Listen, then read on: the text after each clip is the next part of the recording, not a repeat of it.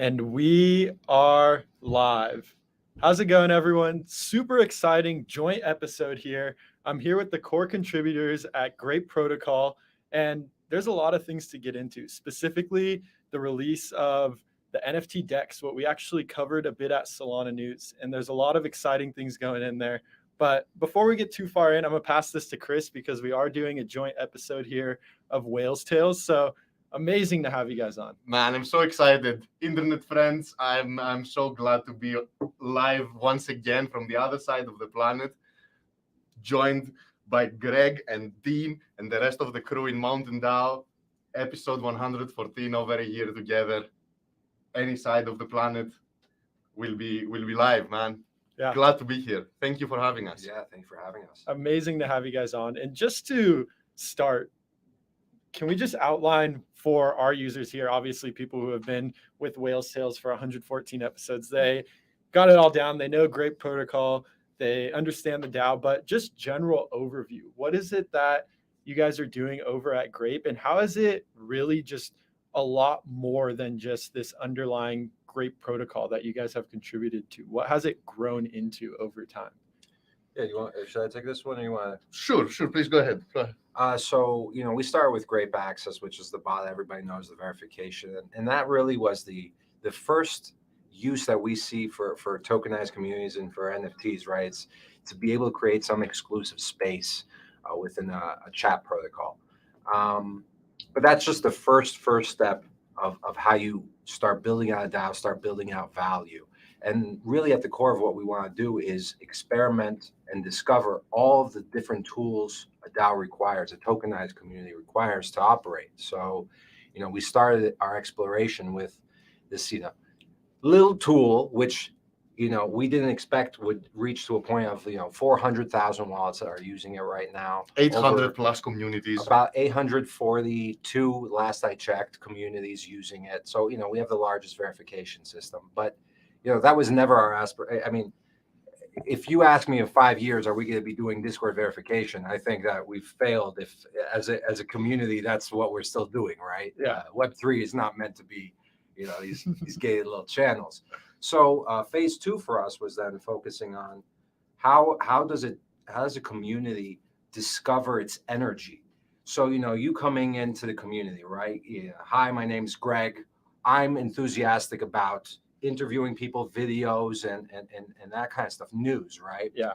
It's our job to then figure out a structure, a framework where we can identify that energy and then direct it into a part of the community. So that's been phase 2. And allow it to capture value and also let you grow through the community, find the alliances you need, find the tools you need, and help you in the decision making and get you an audience from the get-go, from day one, because the Grape community is powerful.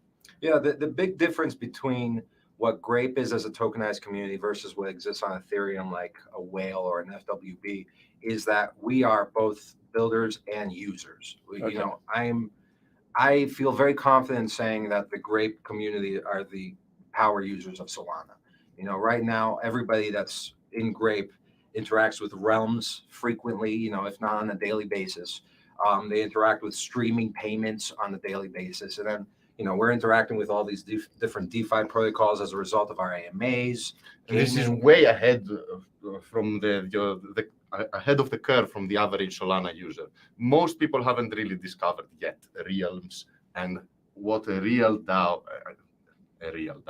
DAO means, and what decentralized governance and the pains that come with going down that direction. Yeah, I feel extremely confident in saying we interact with the most protocols on Solana by far, just because of the fact that if you're going to be a tokenized community, there's so many tools you need to use to be able to operate.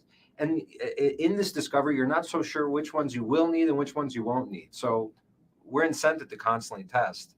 From a tokenomics standpoint, we're a tokenized community. 60% of all tokens go, to people who are just part of the community, and right, they're giving different parts of value. So, We have other interviewers, for example, Whales Friend, but then we have Metaverse Explorer, we have Barn Dog, we have Vincent with the Shilzine. These are all people who either were contributing some sort of content creation in Solana, and we recognized and brought them into the community, or they were homegrown, right? And now they each receive an emission every month to increase their voting power, their voice in this community that, we've got a plan for how it rolls out over the next 5 years.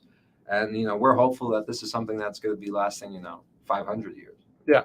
And this is amazing to hear, just the foundations and all the subsects that you guys are looking to integrate with and really provide tooling and create this community. That was something that stood out. I've understood what Grape is. I've seen you guys from the outside, but last night I was very much pushed to, okay, let me dive in and really get into things. There's so many different ways to go, but obviously yesterday was pretty massive. You guys released your NFT decks. Can we just get the TLDR on that? Maybe I can poke a little bit further if I have any questions that pop up. But what is exciting about this? It really is something that is innovative on Solana. So I think for a lot of people, this will be a further wake-up call. It's not just Grape doing Discord verification. It's like, this is, okay, we built this tool. This is another thing that we've built, but we have the ability to keep doing this. It's not just these one-off products that Grape puts this out once and it's done. This is now, okay, you guys got the Discord. This saw extreme success, but like you said, this isn't what Grape should and will be known for in the next 5 years. Now you have the NFT decks. I'm going to stop rambling and let you guys just jump in. We're fortunate to have the community to give us direction and tell us what are the tools that the community itself needs to unlock its value. And we couldn't predict what tools are going to be required. We had a vastly different roadmap when we started, because we had an idea of what a DAO is and what a community needs. That was really far from the truth. And I think this is what puts us ahead from other just building protocols that are just building DAO tools. We have the community to direct us. And the NFT marketplace, the decentralized NFT marketplace, which is the first of its kind on Solana, will unlock value for DAOs and organized communities and other maybe smaller groups or subgroups or sub-DAOs that we're going to talk about later. This is not, at the moment at least, on its first iteration, the competitor of a centralized NFT marketplace. Some of the features of the Grape decks, which I want to encourage everybody to actually go and play and find bugs and join the Discord, the Grape Discord, and to talk about all those potential bugs, because this is the first iteration. We're on building mode, so we encourage everybody. So some of the features which are very important in our opinion. Let's start from that. You don't lose custody of your NFT when you list it for sale, or you don't need to list it for sale at all if you want to just receive bids and offers. So it lives in your wallet, it stays in your wallet, which as a result means you're not losing any privileges from the various Discords that you've gained access from your NFTs or your coins. And as a result, at the next step, you're not losing voting power if that NFT or that token is used as a governance in the Solana governance program realms.today. So this is a huge feature. And what it might not be understood on the first glance is that this is the first iteration that Grape is using. This is a marketplace that any community will be able to use, and they will be able to have their own rules, to have their own fees, to have their own perks and privileges. At the moment, as an example, we set the Grape marketplace, grape.art, to function, to be able for the user to bid on NFTs only by holding 1,000 Grape. Another community might change those rules and add hold my NFT or hold those combinations of coins. So this is a first. Another really cool feature is the social aspect that we are promoting, and it is something that's brought by CyberConnect, and it is all on chain. All interactions are on chain. You can follow your favorite collections. You can follow your favorite projects. and you can see the social web that is created from your interactions. Because if you receive a follow by someone, you'll see where that follow came from. So you're kind of crossing the borders of communities and forming connections and discovering collections and NFT players that you might never have met before. And now you can follow strategies and wallets, and you can set your own profile picture, and you can. There is a social aspect that is constantly being enriched. Am I forgetting any really powerful features? There's so many that I'm sure I'm forgetting. No, before we were talking about how there's innovation here. This is a crypto innovation. It's beyond just the first in Solana. It's the first out there, in that there is composability in the marketplace now that is controlled by a community. One of the features Chris mentioned was, if you want to make an offer, you can now set that module to require some sort of holding component. So, we've had gating on the Discord. Then now there's multiple examples of gating on the website, right? Where, hey, if you want to see Solana Floor's Pro package, you need to hold a Sheet Guardian. Or if you want to, look at NFTIs, you have to have the NFTIs pass, right? That we've all lived. But now there's components within the website where you can see the website, but that little widget there, you need to have some sort of holding mechanism, and that is composable, and any community can choose those rules, right? So that's one example. It doesn't exist. A second is on the feature on listings. Mm-hmm. So if you want your listing to be featured higher, more prominently, the more Grape you hold, the more prominently that feature. Okay. Yeah. So whenever I have a lot of Grape, and I'm active. I've held every single Grape I've ever been awarded. If I put a listing up there, it stays up there for a while, and it stays at the top, right? So I have to be disciplined in the next few days to not overly try to make sales or whatnot. Then thinking about marketplaces, until Web3, there's never been an ability for a marketplace to be curated by its community, right? At the end of the day, we collectively make Amazon a big deal, right? We make it a big company because we all shop there. Yeah. Well, what happens if we control a shop together, right? What are the rules we put in place? And that's something we're going to be discovering with this NFT DEX. It's going to be the first iteration of where a community that's shopping somewhere gets to choose the rules of that shopping, right? And then based on those rules, it's like, okay, should we have high fees and then really focus on inviting people in, and then have different kinds of competitions that we use with those fees to incent more people to come in? That's one strategy. That's one use case, right? But there could be another where it's like, we only want it to be us. Maybe what we do is we impose 0 fees on us and impose, a 20% fee on anybody else that's not holding our token. It ultimately is, a marketplace just for us. There's a lot of permutations, a lot of different ways to do it. To the next level, as we said, every community can set their own rules, their own fees, and let's talk about a scenario that community sets their fees and connect that wallet with a governance treasury on Realms, and then suddenly you can have a community that is making decisions on chain about their marketplace. And then to take it on the next level, you can imagine of a mint happening connected to a treasury through the platform. It's a bit futuristic, but we can explore ways to make NFT mints unruggable, just because there's not going to be any centralized party controlling those funds. Yeah. So it's these are just the building blocks. We invite people to start working, playing, and building, and we can take this to the next level. Yeah, on that sense of being composable, allowing other people to integrate with this, how exactly, if a project is interested, what is the process behind this? I think this is where the Grape DAO starts to enter, which we haven't even gotten too far into that. So we're still on the NFT DEX. I'm curious, if someone was interested in composing, what is the process behind that? I know the NFT DEX is still very early on, but let's say someone is ready to become an early adopter. What does the process look like that? And I think we were talking about this a little bit.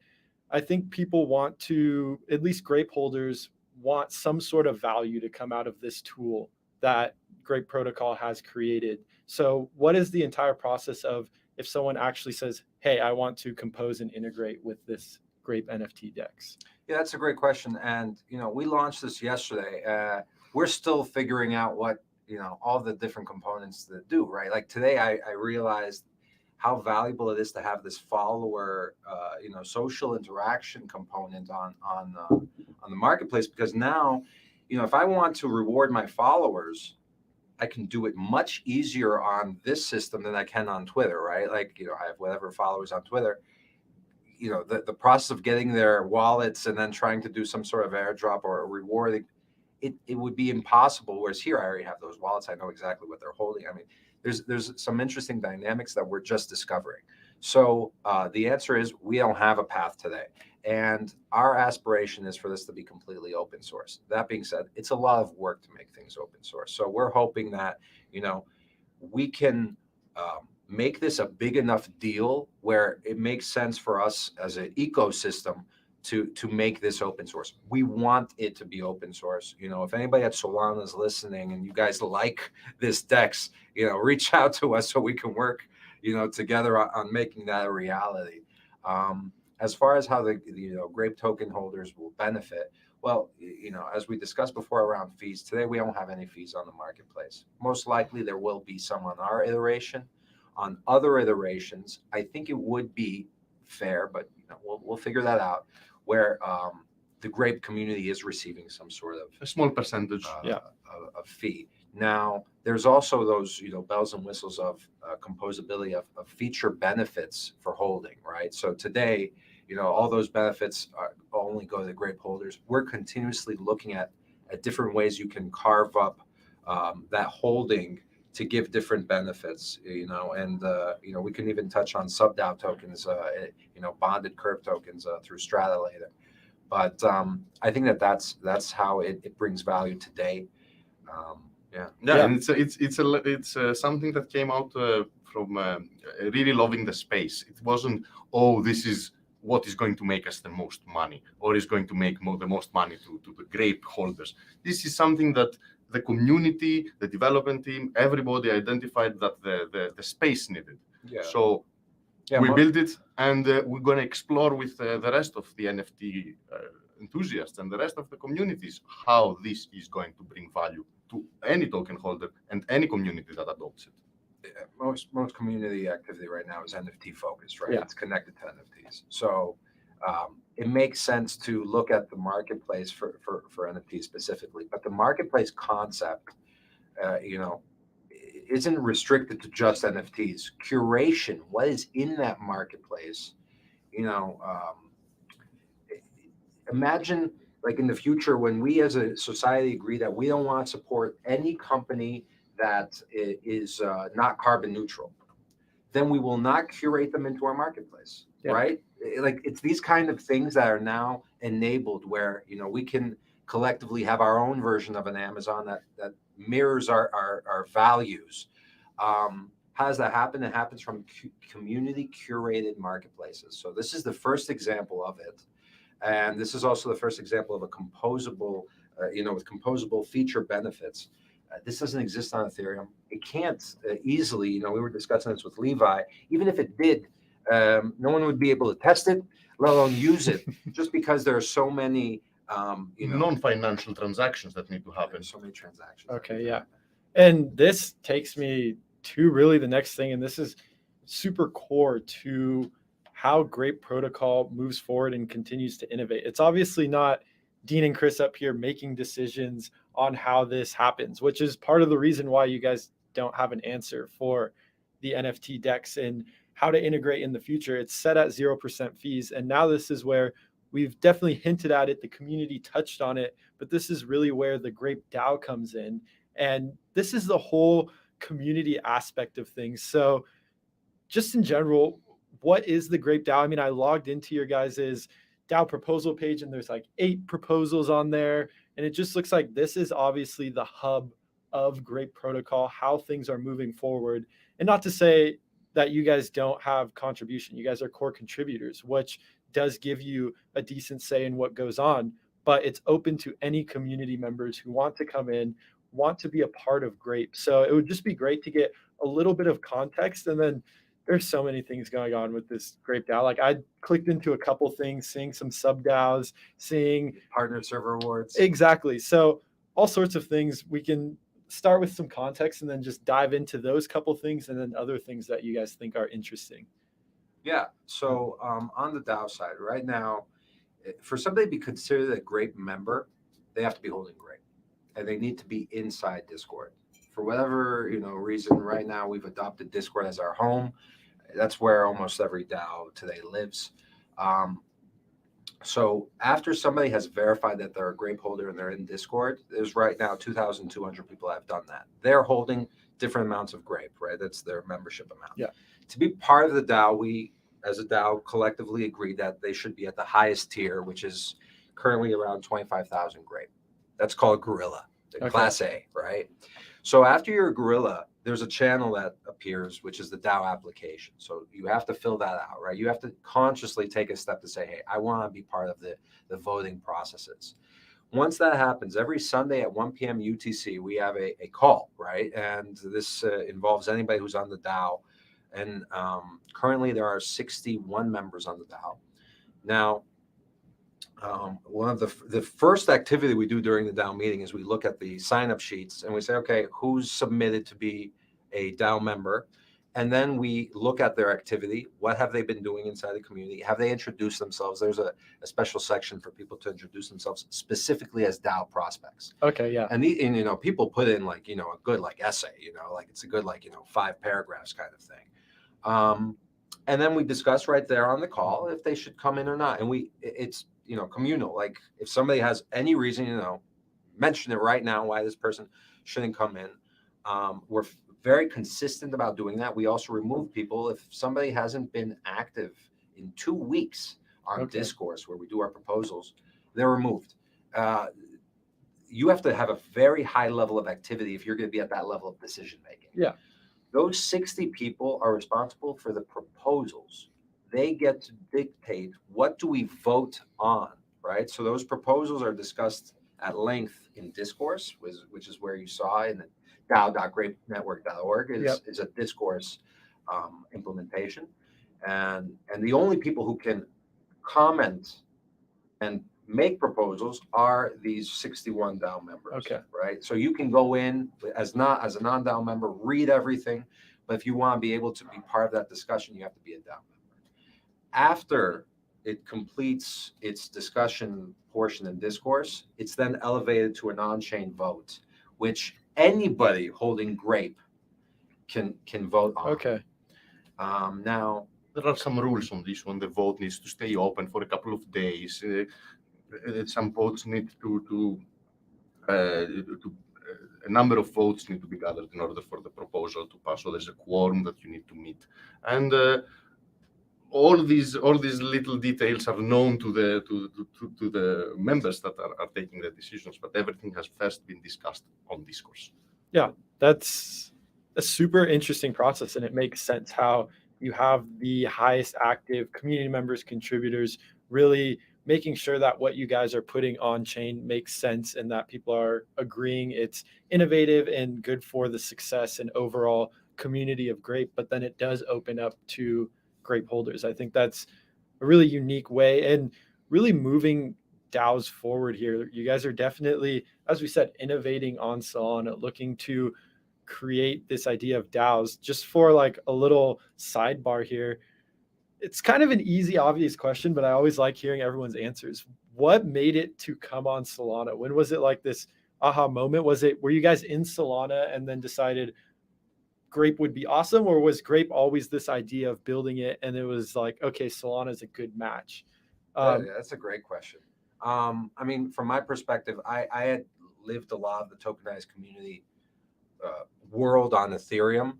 And then after having been in Solana, there was that light bulb moment of, wow, all of this could come over there and be, a lot better. Mm-hmm. So much more efficient. You need to be able to iterate and experiment fast. If there's one thing I'm positive, it's that we're always going to be in the front of innovation, right? Like, we're gonna like this DEX we made.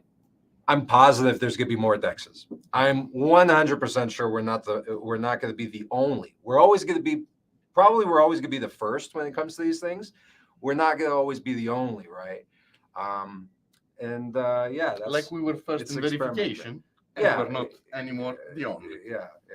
Okay. So I want to take this and just ask the fun, hard question. Has it been difficult with the idea of having a DAO and having so many moving parts and community members? Has it gotten to the point where it is a little bit difficult to make some decisions? Do you see this inhibiting the DAO at any point? I know this is a big topic of discussion that people have. As you get more people, there are benefits to having some sort of leader in that aspect. What are your guys' views on the DAO as it grows? Do you think you'll be able to keep this innovation and stay on the front as more and more people come and contribute? Absolutely. I think we're very good at delegating authority as a group. I'm going to give up one example where we had to have a vote to allocate some Grape to Chris so that he could then reward people at mtnDAO with Grape. Even though, he's a core contributor, he does not have the authority to just say, hey, I'm going to take, 200,000 Grape and give it. At the same time, this was an idea that came to him, I don't know, 3 days before we got on an airplane, and our standard votes are 6 days. So, that's an example where, okay, well, shucks, I guess we can't move forward with this idea. That's not what happened. We got on the call with the entire DAO and said, guys, we need to have an expedited process for this one. How about we do a 1-day vote on discourse? Don't put it on chain. And, we'll see sentiment. And, when you see 100% everybody voting for the same thing, it's like, you didn't really need to have 6 days, right? Everybody's in agreement that this is a good deployment. And what was I was very impressed at the moment we actually put the proposal. We had over 50% of the DAO vote within a couple of hours. Yeah. So the DAO board, these 61 people, highly active. Why? Because if you're inactive for 2 weeks, you're gone, right? So and that's not like, hey, things happen in life. Some people have told us, hey, I'll be back. Yeah, that's great. You're not going to be a DAO. And it's important. The activity is important when you come into things of like council tokens and quorum. Those are these heady problems that come connected to inactivity. But that's an example of where if we didn't have good delegation and good communication and transparency, nothing. We would have just abandoned it. With the sanctuary, for example, we can go into that soon. I went from proposal, and now I'm hoping. I asked the DAO board, can you guys please make this a vote proposal? I know what those structures I would want to put in, but hey, let's see what the DAO board's going to put in. I really hope it's a 24-hour. I hope it's on discourse, and then I hope I can just go after that, put it on Realms, trigger an instruction to give it to those 7 members on the sanctuary. Yeah, an important detail is that we are part of the DAO, but we are not part of the DAO board, which means we can. There's a vote every 3 months. This is going to be our first month voting for a new DAO board. Okay. Which first means month for campaign. We don't have any say on the procedures. So the procedures are collectively decided by the community, by the DAO, but they are put forward by the DAO board, which we are not part on purpose. We don't want to be in the forefront. We don't want to be as core contributors changing direction based on our personalities, or because we have some status of maybe a little bit more influential. It makes me sad, to be honest, that I can't I can't be part of Grape as a real DAO member.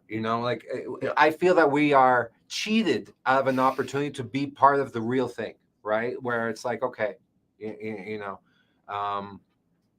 maybe I can find this in a different DAO, right? But I can't. So as much as possible, we have to do these hard decisions where it's like, I guess I can't campaign. I want to campaign. I want to be on the DAO board. Because there are, as we've seen it grow from zero, we have some understanding of, hey, this needs to be done. Mm-hmm. But after you're not in charge, then you start seeing other people's opinions, and maybe they have a completely different vision, and maybe that's the majority. And So it is a little bit sad. It hurts sometimes, but on the other hand, it's, seeing your child grow up and be autonomous in a way. So I'm happy that sometimes the DAO just has a completely different opinion, and not almost every time it's the DAO that will make the decision, not us. Yeah, and it's great because it does put that balance of power. Like you're saying, there is some sort of conflict of interest, and it's not like you guys have to sit and watch from the sidelines 100%. You still have some sort of voice, but the whole idea of the DAO is limiting that and making sure that the community also has their voice. So I think it's interesting. It's also important. I think we were on here with Nam last week talking about SMB things, and he was like, a good compromise, both parties are upset. So it's like, it's probably a good thing that you guys feel cheated of some sort. And on this idea, we talked about the sanctuary. Can we just go more into this? I mean, I really started diving into Grape a lot more last night, and I start opening up these proposals. And this was the first thing I asked when you guys came in. It's like, how is the DAO keep up with these things? And it all feeds back to the idea of being super active.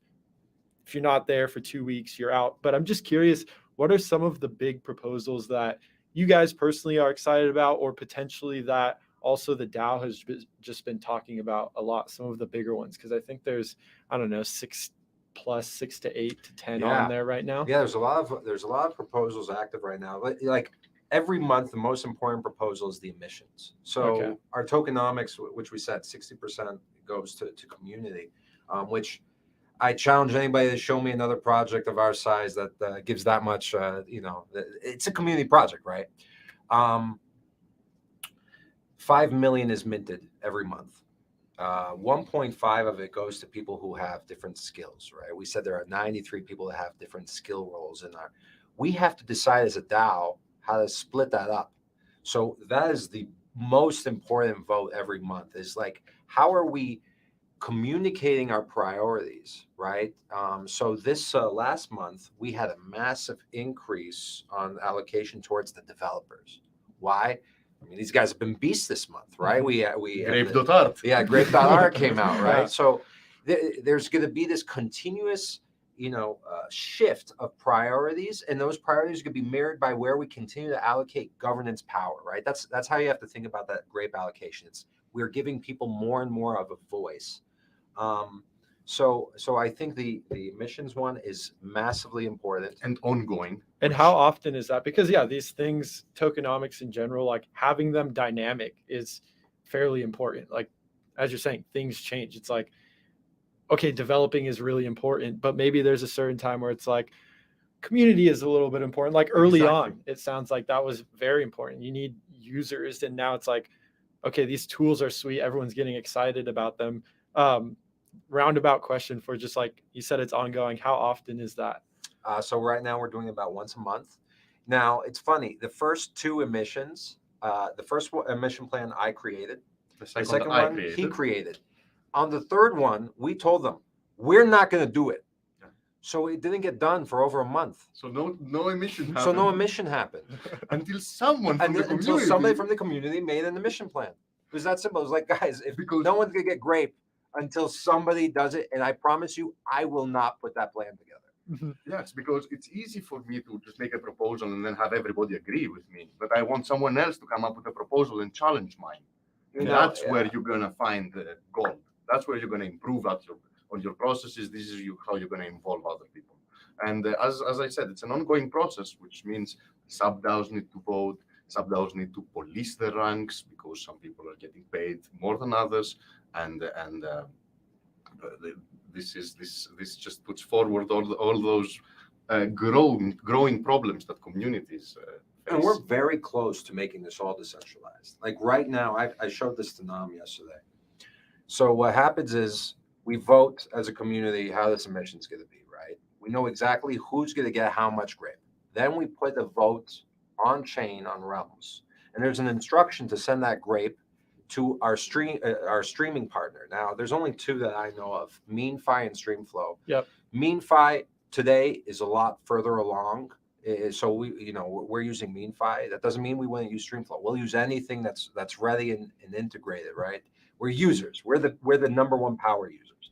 So when it gets sent after the vote passes, the Grape automatically goes into the MeanFi account. Mhm. Now there, it's a little centralized because they haven't created a system where we can give them some sort of like CSV or something connected to a vote, right? It would Okay, be yeah. awesome if in those voting instructions, we also specifically said the Grape's going to be cut up like this.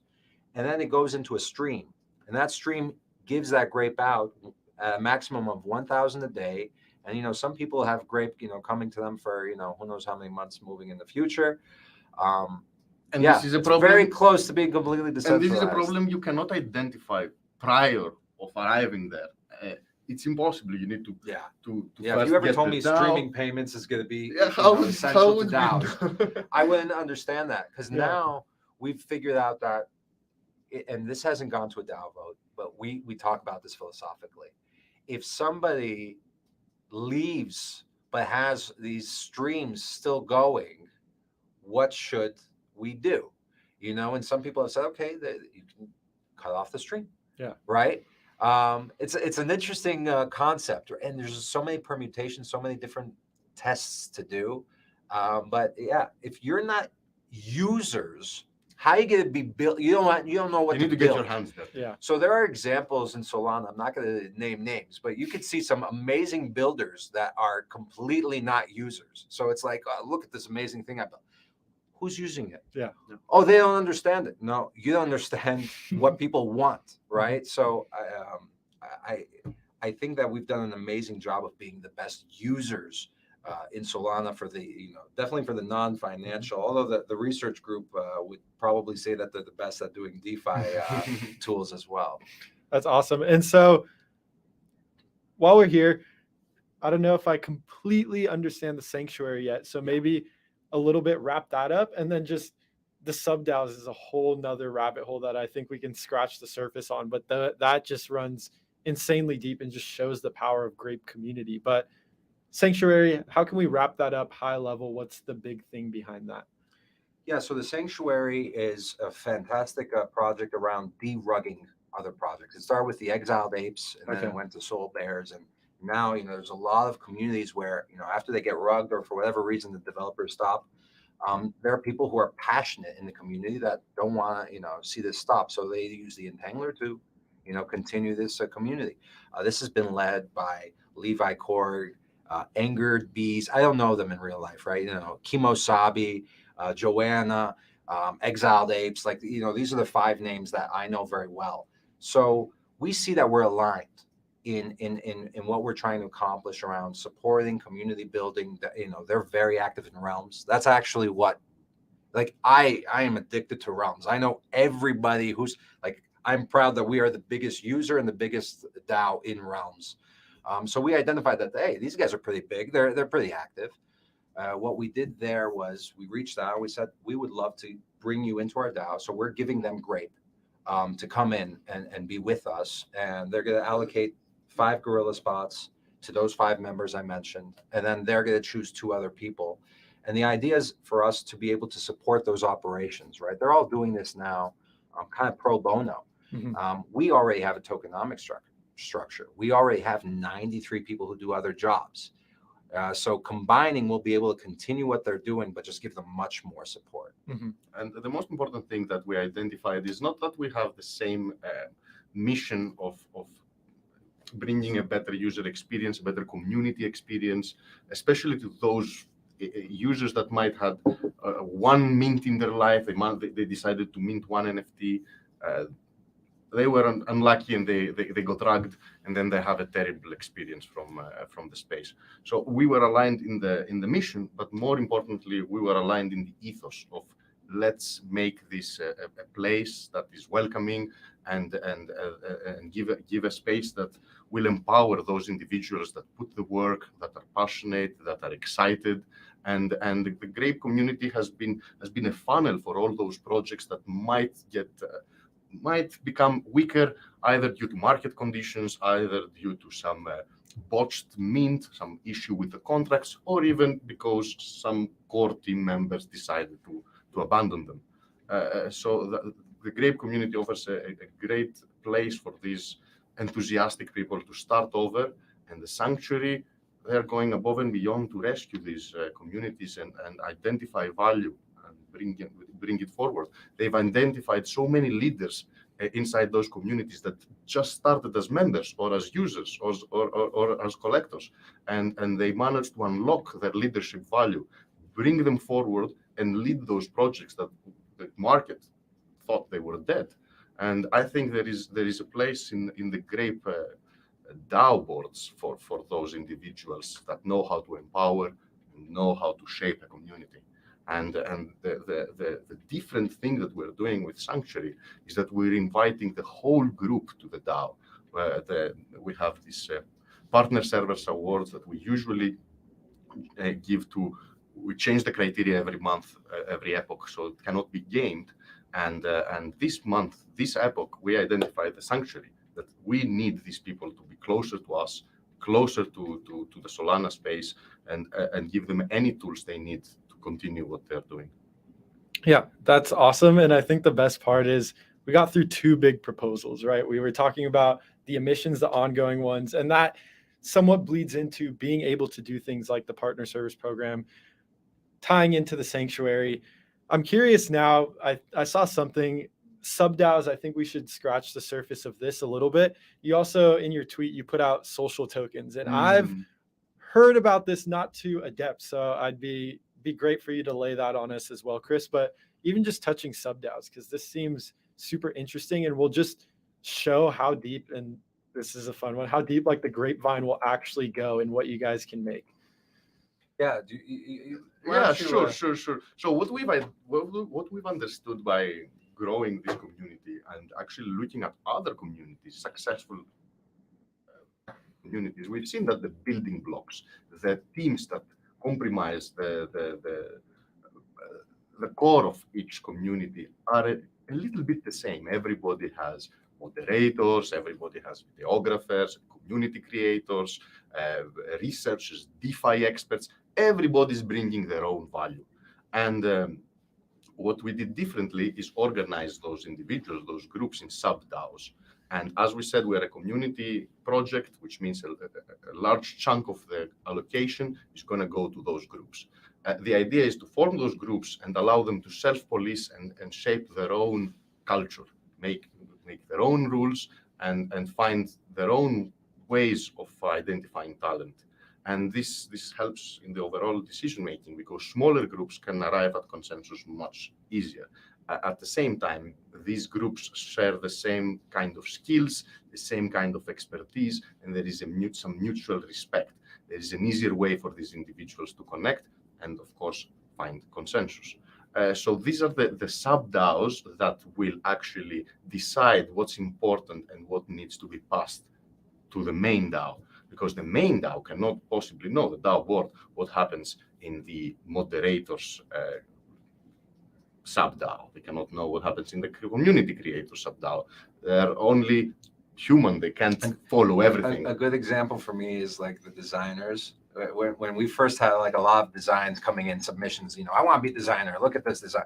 I'd be like, that guy, he needs to be a designer. And then one of the designers would be like, why do you like that? There's no vectoring, there's no Photoshop, like there's no Figma, there's no this. And I'm like, bro, it just looks good to me. Yeah. Whereas like the design skills, he's the one who can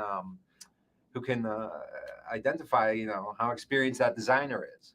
And another good example is that we find ourselves, as we're core contributors, we found ourselves surprised with the events, decisions, and initiatives that happen within the community.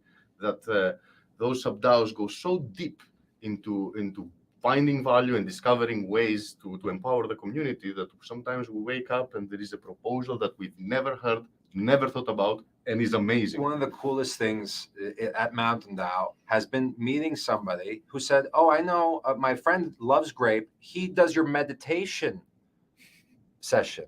We've never seen the meditation session. It happens In the time every zone. week when we're asleep. Yeah. Because it's at a time zone that doesn't work for us. But this has been going on like clockwork for the last 3 months. Discord Guru is the guy that runs it. Never seen it. And it's like, yeah, I was part of the meditation thing. Yeah. Now you're gonna imagine if we have meditation groups and fitness classes and Now those things don't go to a DAO vote, right? TA. There's no reason for that to go Yeah. to a DAO vote. You want to do a meditation thing, go for it, you know, and then people will be able to enjoy it. If enough people are enjoying it, they'll vote in the mission for it, right? Yeah. And I think there's two things, right? This idea of a sub DAO really just attacks that same question that I had earlier. How do you guys get things done as the DAO grows bigger and bigger? And it really encompasses your example, Dean, was a perfect example of idea meritocracy. This idea of letting the people who are the most experienced, the most believable in the room. And this is something that Ray Dalio popularized, how he runs his business. But I think something like Grape, a DAO specifically, is where you can see this actually work in the best idea, where it's like, cool, we can all look at art and we're like, that looks sick. But if you have the graphic designer over here, he's obviously the most believable person in the room. So being able to delegate and give them that power is amazing. And that's what I was getting at with that question. And Grape attacks that very well. So I think it's amazing to see that and just see all the different things you guys can do and how there is actually an efficient way to get it done. I think a lot of people think DAO and they're like, how could you ever decentralize it entirely? How could you ever get anything done? But this is a prime example of how you can do it and how it's set up. So I think that's really unique seeing that. And it makes a ton of sense. Moving forward, I think we've covered a lot and just wrapped up a lot of things. So I'm at the bottom of my questions. I'm curious to just hear more about social tokens. Yeah, I'm gonna add the social tokens to the mix because it comes hand to hand with sub DAOs, and maybe not sub DAOs, but maybe some groups within the community that don't have a way to bring measurable value. Maybe that's not revenue. Maybe it's just the power of community. Maybe it's just a social club. Maybe it's paid services. Maybe it's something that I can't think of, but we're experimenting at the moment with Grape-backed tokens, and big shout out to Strata Protocol, to Umbo, to Noah, and all the engineers on that side that have helped us in the philosophical questions, but also in the execution. So what we're talking about, social tokens, these are tokens that follow a bonding curve, that don't need any liquidity markets, any liquidity pools. They don't need anything because they are directly connected. Their supply, their price is directly connected with the supply. And every time someone buys that token, another token, in our case, Grape token, goes to a treasury to back that token. So it makes this sub token from the get-go to have value and liquidity, and allows for certain buy tax or sell tax, so you can have some revenue streams connected to those sub tokens, social tokens, that end up in a treasury that can be governed by the token we just described, and can be governed through realms, and will allow any group to be a sub DAO of its own without the community's consent. So if someone wants to go and create a sub DAO within Grape, that I don't know, they can create a decentralized paid group.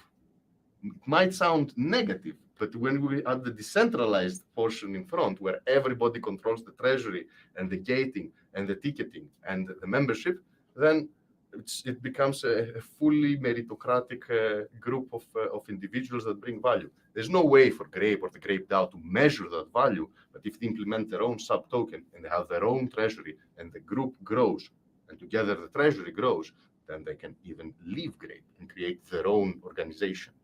But it all starts from being able to support the liquidity, support the market without any external requirement for protocols, platforms, and pools.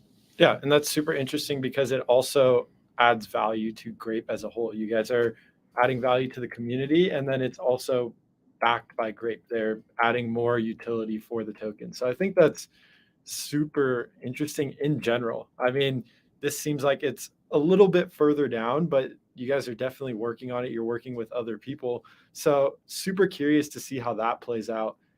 It's still all an experiment, and I wanna stress out that we've created already with the community 4 social tokens Okay. that follow 4 different bonding curves. We have a linear curve, we have a square root curve, we have a x to the power of something, which makes it a parabolic curve. So we are experimenting, and we are constantly adding ingredients to the soup, and it's gonna take us years to perfect this, but the only way is to iterate and try again and add new tools and discover new vulnerabilities. So this is an ongoing process, even for the social tokens. Yeah, the discovery of strata and bonded tokens was, I think there's been like 2 or 3 times in this journey of Grape where I've just been like, okay, I really am gonna have to spend a good, who knows how long trying to absorb this. The DEX is the most recent one. I still am trying to understand everything, that this enables. But the bonded curves was the one before that. And say I want to make a token today for whatever business reason or any ideology, some mission I have. If I make one as a regular SPL token, I'm kind of, I'm being supported by the Solana ecosystem, right? If I make it built on Grape, I'm being supported by the Grape ecosystem. Because it's a little bit more intimate, there's a better one-to-one kind of connection behind, okay, now the designers of Grape are incented to design for you. The videographers are incented. Whereas if I made a Solana token, it's not like, all of a sudden everybody's gonna be making designs for me, just because I'm on Solana. Like Solana Labs is gonna come over and say, hey, Dean, you made a new coin. How do we help you? No liquidity, no nothing. None of that exists, right? It's if you're making a token, on an L1, you probably don't have support off the bat, but backed by an existing proof of social work, proof of meritocracy community, you're gonna have a lot of support there. You have a lot of customers there, right? People who are incented. So like one of the tokens we've released is for videography, right? So internally, we're going to use the videographer token. That way the videographers have their own treasury and their own, kind of voting structure. And these are experiments, right? You want to see what's going to happen. But now we're incented as a community that whenever somebody in our, network asks for a video, hey, do you know anybody that does some videos? I know exactly who can do it. Go and buy the videographer token. And it helps all Grape holders, right? So you're a Grape holder, you now have vested interest in selling into that curated marketplace, right? And it goes back to this idea of, curated marketplace is how, apes stronger together, right? Because you can do all these things together in a structure where the incentives are matching. It's finding aligned incentives. That's the key to all of this. Yeah. And we're still in the beginning. The vision down the road includes reputation tokens. It includes meritocratic, measurable tokens. Activity, ways to measure the activity, and everything should be on chain, and everything should. We should find a way to integrate everything to create a profile, not of a person, but of a wallet that can carry any achievements, any positives or negatives to the next community, and showcase the past, their expertise, what they've gone through, and maybe go across the Solana community, building that reputation, building that social profile without ever the need to be doxxed, without the need to actually send a CV, and without actually ever needing to show your face or something like that. But it's a vision that we still have a long way to go, and we need help from the community and the wider Solana ecosystem. Yeah, this is amazing. I mean, the gears are turning. The big thing to me is like, all right, I'm going and introducing myself, and I'm going to see if I can be active and do this.